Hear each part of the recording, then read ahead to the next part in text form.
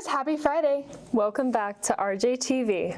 This week we have a spotlight on DECA and FBLA, Little Mermaid preview performances, and a Mission Week recap. All that and more this week on RJTV.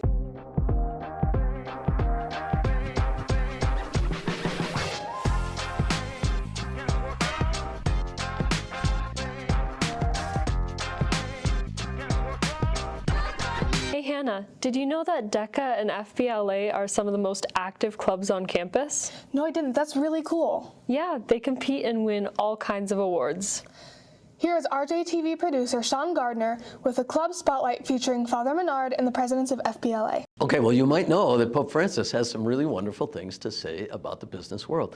In his first encyclical letter after he was elected Pope, it's called Evangelii Gaudium, the joy of the gospel. He talks about how everybody contributes to the common good in all sorts of different ways.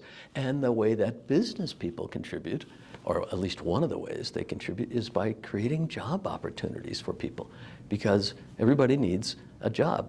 And he talks about one of the kind of keys to happiness in life is to help young people find employment, because bringing home bread to take care of your family enhances everybody's human dignity.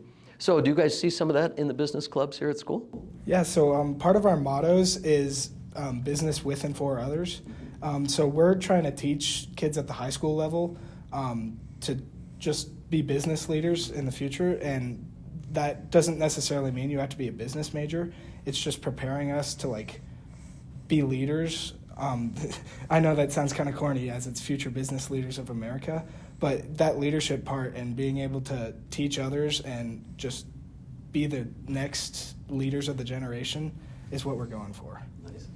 I never really understood how many people are interested in business until I joined FBLA, because I'm not going into business, I'm going into STEM, and so is Caden. Yeah. But the value we've found in the experiences from FBLA made us realize that anyone can benefit from the soft skills and technical skills that come from our club and all business opportunities. So being able to communicate strongly and have those skills will help anyone, no matter what field they want to go into. Thanks, Sean. If you want to get more involved with these clubs, reach out to Father Menard or the club presidents. Do you remember when we went to New Raider Night as 8th graders? That seems like so long ago. I know.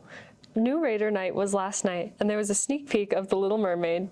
Let's check it out. Over from last week, to see her late at night, tossing in her ocean bed. Shoot, shoot, shoot. And she's shooting at the snapper, oblivious as rocks. You shoot right up and tap her. She lays there like a lox. As sure as the fish bites, something's made her lose her head. She has lost her head. And she sighs and she swoons and she's on tunes. He even has a sort of glow. What on earth could it be? Any hammerhead can see that side. That glow. That glow. Oh no, she's in love.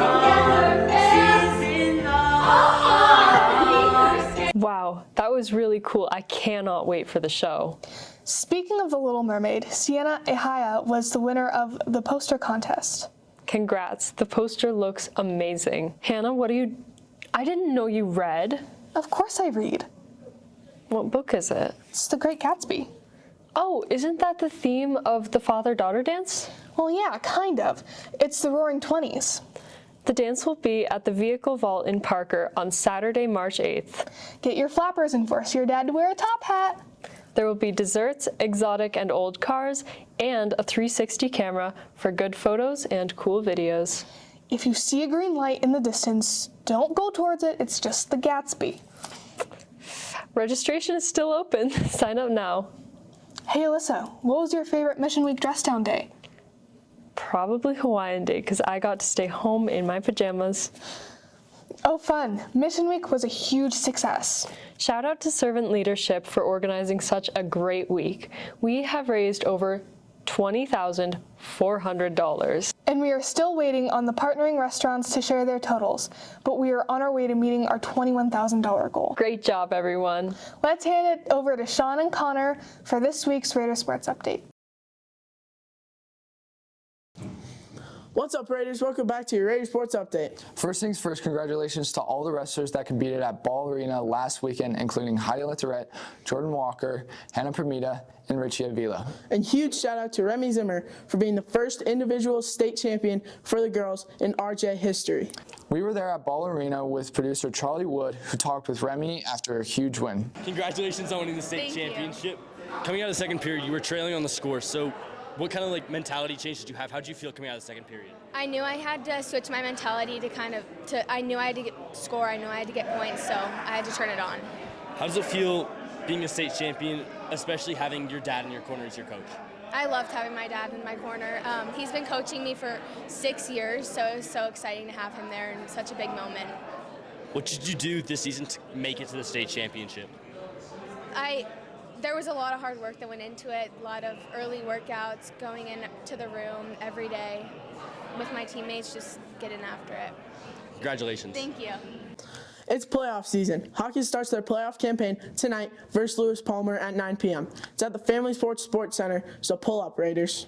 Noble on a Men talked with 2 seniors from the hockey team to talk about the playoffs. After a big win against number 2 Monarch to round out the regular season, we interviewed 2 seniors on this year's varsity boys hockey team. So I'm Nolan Williams. I play hockey, and I'm a left winger. Yeah, so I'm Vincent Cieslak. I'm currently a senior on the Regis Jesuit varsity hockey team, and I play center. To start, we asked, what do you see in this year's team that is similar to last year's? I see the same brotherhood, the same systems. We have the confidence, the drive, the resiliency, and the talent to do and repeat what we did last year.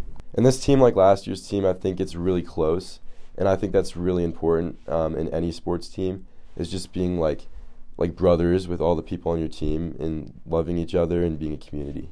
After hearing them talk about brotherhood, we wanted Vincent and Nolan to build on the idea on some key values that they have on this year's team. Called uncommon, so being uncommon, and then we have faith in God team.